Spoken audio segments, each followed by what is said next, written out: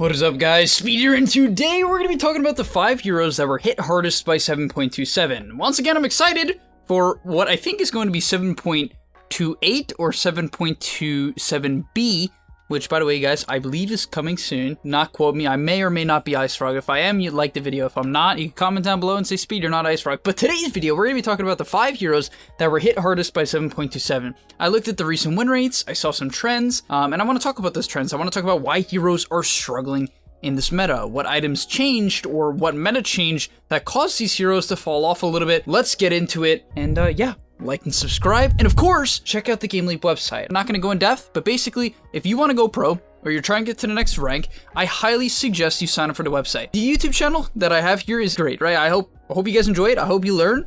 That's my goal every single day. And over on the website, I post a lot more in-depth stuff, right? Stuff that it's not 10 minutes. Some of them are 20, 30-minute videos. Coaching sessions, in-depth analysis, right? Stuff that's going to more so help you with that hardcore grind. So if that's you, click the link down below. I hope to see you there. At least check it out.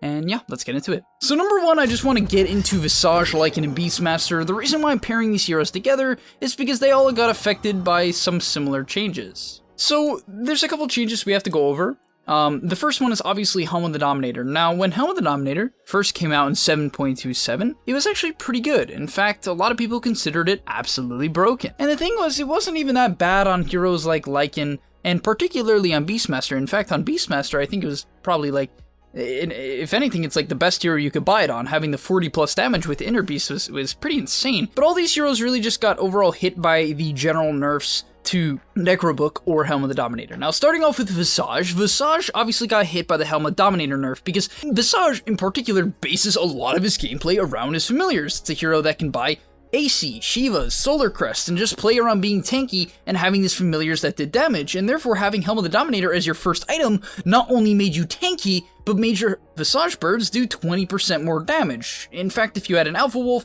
it would be a lot more. You could take the Hellbear Smasher, have more attack speed. It really was the perfect Visage item. There's no way you would play a game of Visage without Helm of the Dominator, and even if you don't play Visage, it's pretty self-explanatory, right? And that item was changed. Now the item that gives AoE damage is Flats, and Visage doesn't really want to buy Flats. You don't need lifesteal on your hero. The mana regen, it's okay, but I wouldn't say it's necessary. I'd rather just buy a Clarity here and there if I really need it. And therefore, Visage took a really big hit, especially from the Helm Dom. Now, I would argue LYCAN and BEASTMASTer did as well, right? These heroes definitely got hit relatively hard from the Helm Dom nerf. The 20% extra damage on Boars and Wolves and the Necro 3s, that's great. I mean, there's no denying that. But there's also another change. We have Drums of Endurance. They are no longer an AoE ability. A lot of LYCANs would buy this as their second item. That is no longer an option. And also, I think Vlad's, similar to Visage, is not that great on these heroes, right? Because they don't really use it, right? They don't use lifesteal on their heroes. It's not that practical. You don't man up to a lot of people on LYCAN. Can you? I mean, I guess. It's just very niche. It doesn't happen that much, and therefore, having that Vlad's, you need another teammate to buy it, right? It's good on heroes like Mars now or Venge, who actually benefit from the lifesteal and don't mind building it early on. And therefore, yeah, I think that was the biggest hit to these heroes. And of course, we have the overall just general meta changes, which I'll get into right now. Alright, so the changes I want to talk about, well, one of them is actually from the previous patches where, you know, the game has been slowed down. Towers are getting buffed and buffed, there's no denying that. Tier 2 towers are stronger than ever, multi-shot is insane, it's really good against units. And then one other change that we have in 7.27 was the fact that tower lasted bounty was decreased from 180 for all towers to 120, 140, 160, 180. So most importantly, we have 120, 140 for taking a tier 1 tower. Your team, you might be like, oh, Speed, it's just 60 gold, right? But that's with 5 people. All of a sudden, that's 300 overall net worth you're losing. Transition that into 3 towers that heroes like LYCAN, Prophet, BEASTMASTer, Visage would take. All of a sudden, you know, you don't get that gold. And that's a big part of these heroes, right? Giving their team the ability to snowball. Next up, we have Monkey King. And I don't want to stress too much about this hero. I think the main reason why the, hero's win rate has decreased, or at least it was specifically down for the first week after the change, is because people didn't know what to do when Echo Saber was changed, right? I mean, Echo Saber,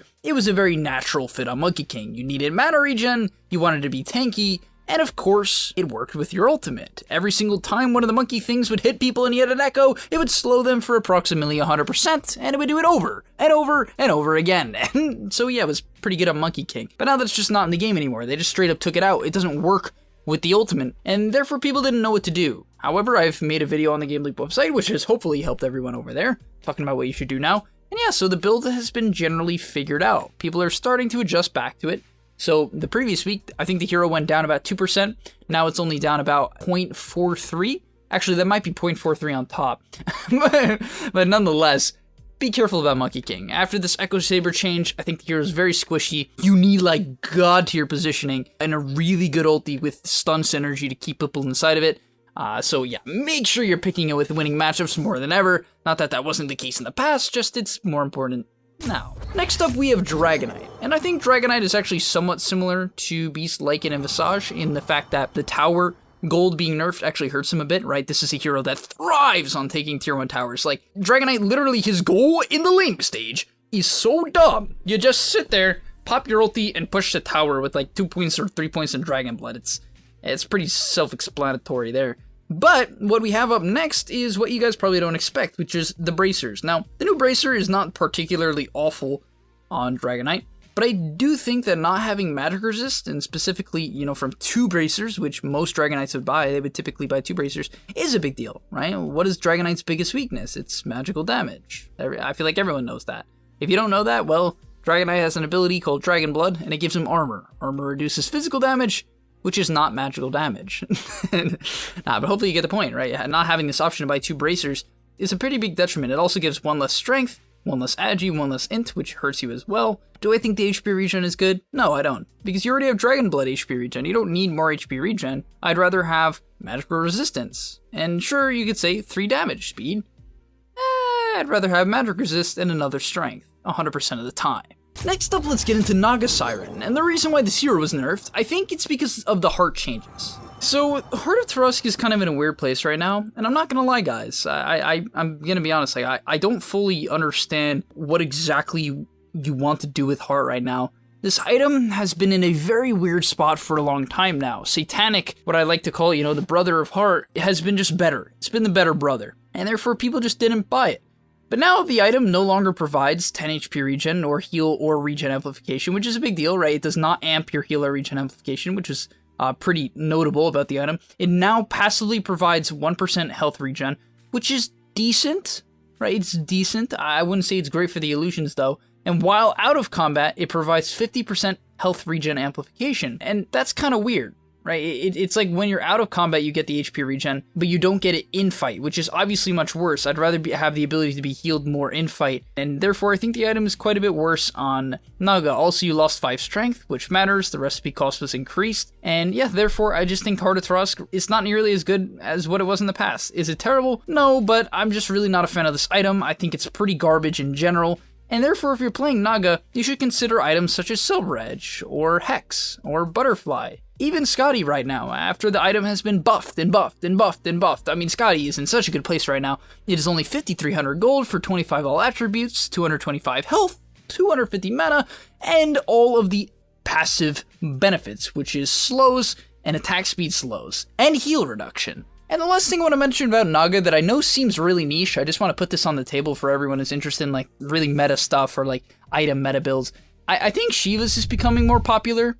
You know, ever since they changed the item to where it actually reduces heal, I really like this item.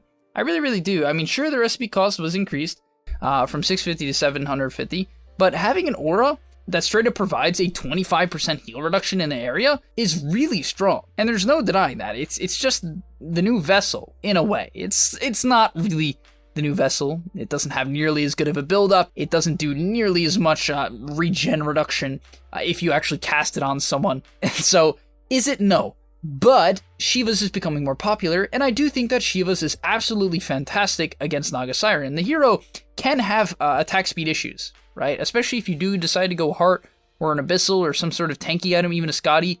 Not that it gives you no attack speed. If you go one of these items after your Manta Diffusal, sure, you know, you get attack speed from Manta Diffusal, but it's not insane. And so Shiva's is pretty good against that, and it's good against illusions. And finally, last but not least, we have Storm Spirit, and I really wanted to include this in the video just to clarify on my thoughts about the hero. So recently, Bloodstone was kind of just put in the dumpster for Storm Spirit. The item does not give the mana loss reduction, and therefore, Storm, you buy a Bloodstone and you still feel like you barely can zip anywhere. It just really, really feels like that. If you don't have an Arcane Rune, it just feels like you can't zip. You have to go for short-range pickoffs onto supports or like cores who are either low on HP, like their max HP is just straight up low, or they happen to be low on health just because of an ongoing fight. And so yeah, I think what happened to Storm Spirit, and particularly his win rate, which is down about 1 to 2%, is that people are still going Bloodstone. I really don't think you should go Bloodstone. I really, really don't think you should go Bloodstone. If you were going to play Storm, you have to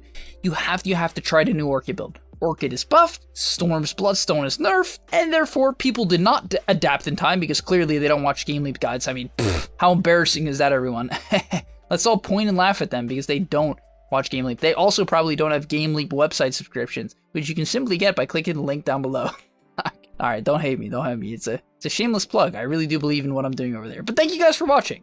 We're gonna end up the video about there. I mean, I really do believe that the Storm solution is pretty simple. I don't think the hero is trash. I think it's very uncomfortable for people not being able to build Kaya. Yes, I don't think you should buy Kaya on Storm.